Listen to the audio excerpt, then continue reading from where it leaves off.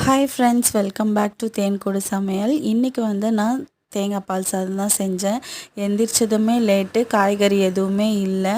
சரின்னு சொல்லிட்டு இது ஈஸியாக இருக்கும்னு கொஞ்சம் செஞ்சுட்டேன். பாஸ்மதி ரைஸுமே ரொம்ப கம்மியாக தான் இருந்துச்சு.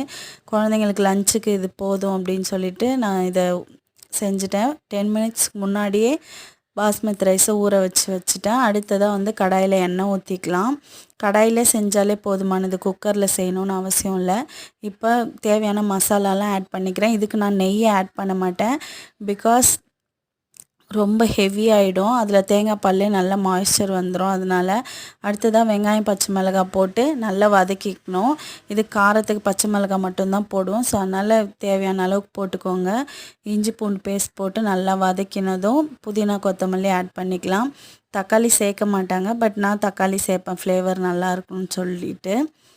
தக்காளி நல்லா வதங்கணுன்னு அவசியம் இல்லை. கொஞ்சம் உப்பு சேர்த்துட்டு தேங்காய் பால் 1 கிளாஸ்க்கு 2 கிளாஸ் தேங்காய் பால் சேர்த்துருக்கேன். நிறைய பேர் கீ ரைஸ்க்கு தேங்காய் பால் சேர்ப்பாங்க, பட் கீ ரைஸ்க்கு பால் இல்லை, தண்ணி தான் சேர்க்கணும். இது பேர் தேங்காய் பால் சாதம் தான், நாட் கீ ரைஸ். இப்போ தண்ணி நல்லா கொதிச்சதுக்கப்புறமா ரைஸ் நல்லா வடிகட்டி சேர்த்துட்டு தண்ணிலாம் நல்லா அப்சர்வ் ஆனதும் தம் போட்டுக்கலாம். தவாவை ஒரு 10 மினிட்ஸ் ப்ரீ ஹீட் பண்ணிவிட்டு அதுக்கு மேலே தவாவை தூக்கி வச்சிங்கன்னா சீக்கிரமாக குக் ஆகும்.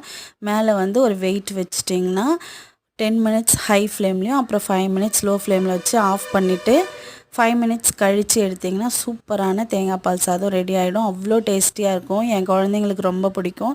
ட்ரை பண்ணி பார்த்துட்டு எப்படி இருக்குன்னு சொல்லுங்கள்.